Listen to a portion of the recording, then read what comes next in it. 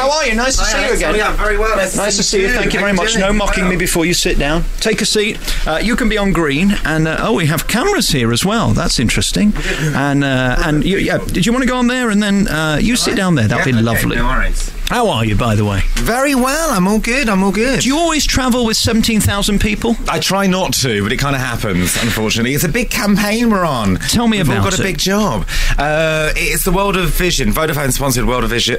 World of Difference. And we're basically trying to place 500 people in different charities around the country.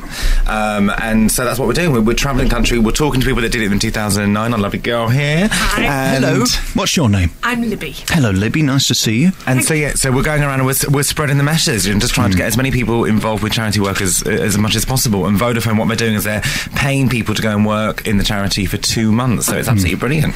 I want to talk about you, but firstly, let's explain what's going on. We've got 17,000 cameras. Who are they? What are they for? And have I signed a release? I don't know. You tell me. I have no is clue. the answer to that. And no, Right. I won't be. Look at this face. This is not a face that needs to be on TV. Alex, stop it right now. You've got a great face. I'm not having a word of it. We last met at the Lion King thing. Do you remember that? We had Yes, a lovely I do. day, and it was an amazing performance, and everybody wants to talk to you. We're really curious about you. I've had so many texts and calls. People genuinely love you, don't they? Well, that's very nice. Is it wrong for me to say yes? I don't want to sound arrogant, but, I'm very lucky because, I think I make good TV shows about good, real people, and I think there's a certain amount of ownership that comes with that. So it's nice to be a voice for the nation. I know when we first met, you cringed because I am ginger. Stop that. You can't say that. That's malicious. I'll get you done for slander.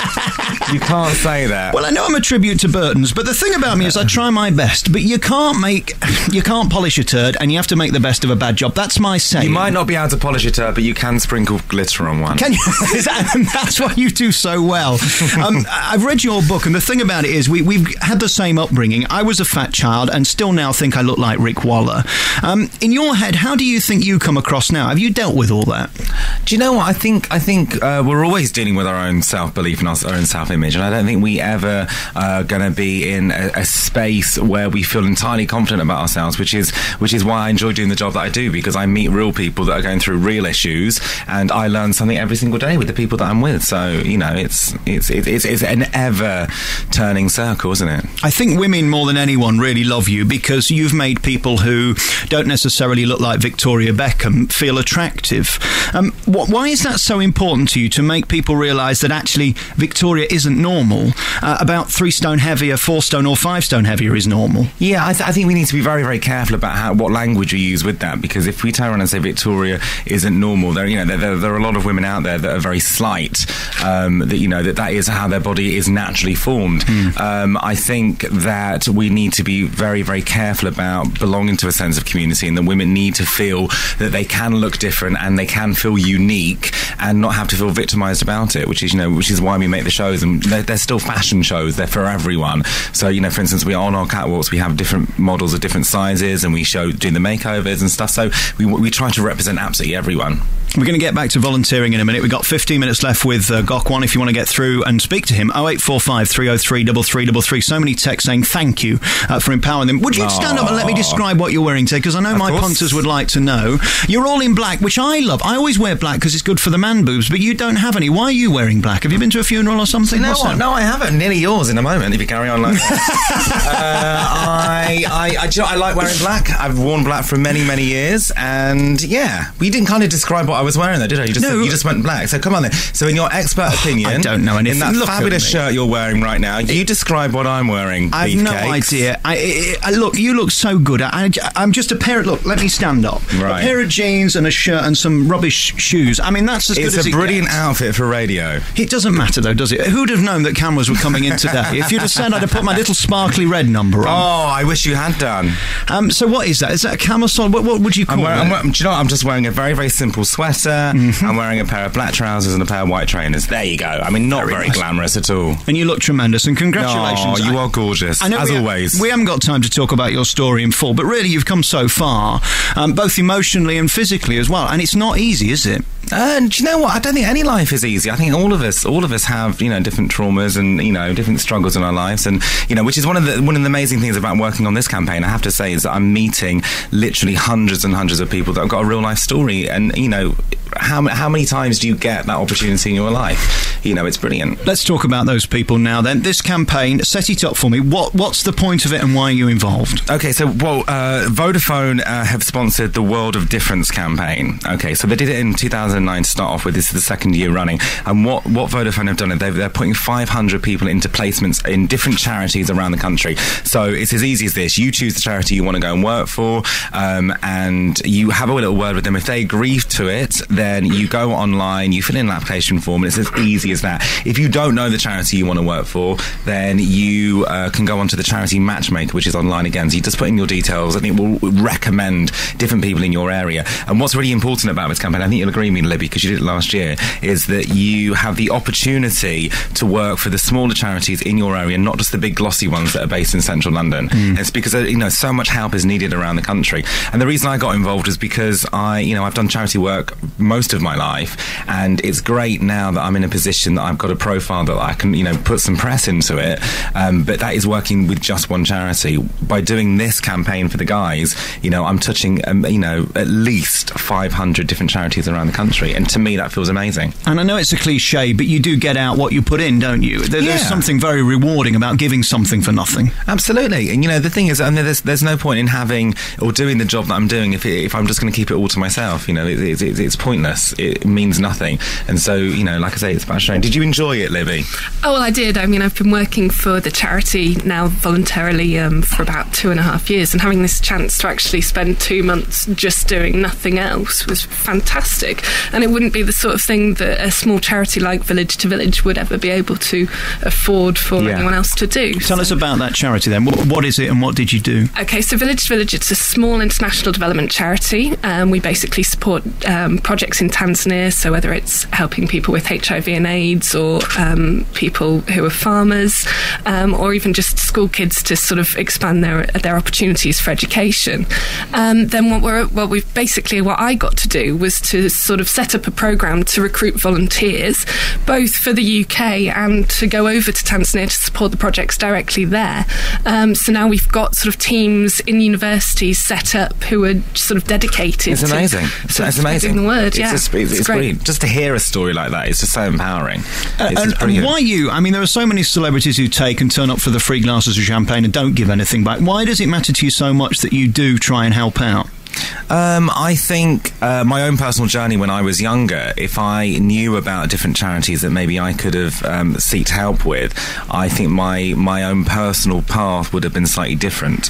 And you never know that for certain, but I'm making the assumption it would be different.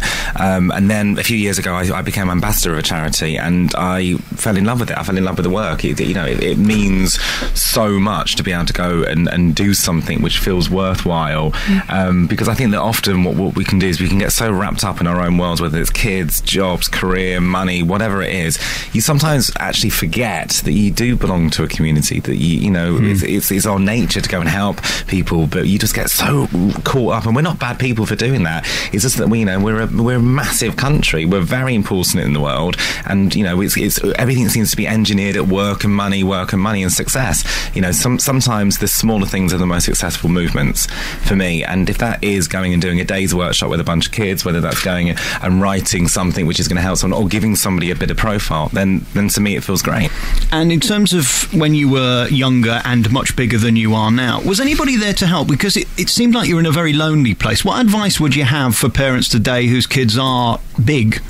I think it's about having a path of communication. I think it's about being honest, and I think it's also about supporting each other as well. And my parents were great when I was growing up, and it wasn't as if they weren't supportive. I wasn't supportive with them because I never discussed anything with them. So it's about having that. It's about being vocal about how you feel about yourself, definitely. And do you think coming to terms with sexuality and who you are as a person is a big part of that as well? Yeah, I think so. I always say if anyone can come out, then they can do anything in the world, because it's hard. You go through a very, very big adult emotion at a very young, tender age, and I don't think that anyone should have to be in fear of losing the people that they love because of their sexuality. And But it's a hard time. There's lots of kids out there struggling, you know. And hopefully some of these kids will benefit from the Vodafone campaign, you know, because there's charities out there that are helping kids coming out, helping kids who have eating disorders, helping kids who are obese. There's lots of them out there. So, you know, again, this is another reason why I'm working with the guys, is because I feel that I can now spread the message. We will give the plug for the website and everything in a moment. I can do that now. It's www.vodafone.co.uk/world of difference. There we go. That'll be £35,000. Emma in Wakefield's text, she says, my question to Gok Wan is, how do you give confidence to young women who have kids and have horrible bodies in their opinion and are lacking in self-confidence? How do you get back on form? I think it's about having a relationship with your mirror. I think it's about, again, being vocal about it. So if you don't like a certain part of your body, if you don't feel entirely comfortable with your skin, your hair or whatever, I think instead of falling into the world of self-deprecation, which is what we tend to do, then I think what you need to do is you need to be very, very honest with that, and parents do have a role to play. And so if your child is suffering, or you detect there is some body dysmorphia going on there, then I think you need to sit them down and have a chat with them and say, it's okay for you to feel like this. What can we do about this? Let's work with it together. I've had an offer from a clinic in Leeds to get rid of my gobble. This is a thing that's bothering me big time, this double chin thing dangling here. How do you feel about surgery? Is that okay, or is there other ways? Do you know what? The thing is, I think since I started working on House Look Good Naked, people think that I'm anti-surgery. I'm not about anti-anything. I'm about choice, and I think people need to be given choice. If a nose job or a boob job is going to make you feel better, then I have no right to tell you can't go and do that. What I'm against is women out there being told unless they have the nose job or the boob job, they will never be successful or never be loved or never have friends. You know, and that is what I'm really against. It's ridiculous. All of us have choice. It's about having that choice given to us. And the man boobs, what about those? I mean, they're my I'd quite like to massage them, actually. Would you really? Yeah, absolutely. Well, yeah. let's go and give play me a moment. record. I'll climb over the desk. And thank you for coming in. It's always nice to see you, Gok. And I presume this man wants a photo with us together. Do you want me to do? Let's do that now, being as we've got 16 cameras. Let me stand. Okay. I'll come over to you. Right. Okay. Then, all right. Lovely. This might be part of it. Do you want to stand? Okay. Yeah. Okay. So yeah. All right. Okay. So we're having a photo taken. We're live on air. That's fine. Well, you know, here we are. Okay. Nice big smiles for me. Lovely. Nice big smile. Lovely. How's that? Alex, put your trousers back on, you filthy son. Thank you very much. Lovely. I'll come and sit back down now. Well, that's been a thrill, and how nice of you to come in. What are you up to today, then? Where are you off to now? Well, after this, we're going to go up to Newcastle, spread some more love, and then we're going up to stop it, and then we're going up to Glasgow, yes, and then we're over to Belfast. So yeah, so it's a bit of a whirlwind tour. And you're on a big bus. We're on a big bus downstairs, the Love Bus. When you leave the building, be careful you don't get on the other bus, because that could be very, very embarrassing. And Libby, thank you very much for coming in. Thank you. One last plug then for your thing. What's your website? If the lady turns around, and then you can get that in, and then you'll be happy. And Libby, do you want to read it out? Yeah, it is vodafone.co.uk /world of difference. And if anyone wants to work for Village to Village as well, we're always looking for new volunteers. Lovely. Wonderful. Has this been okay? I've seen a lot of grimacing around. Is everything okay? Today? No, it's do you know what? It's not from you, by the way. No. Everything is absolutely fine. We're having a great time. Good. Do you know what? We have literally travelling the country in 3 days. I just don't. I would hate to think I've offended you, because I like you so much. Why do you think that? I've seen some looks around the 400 people you've got with you. No, everything's okay. Good.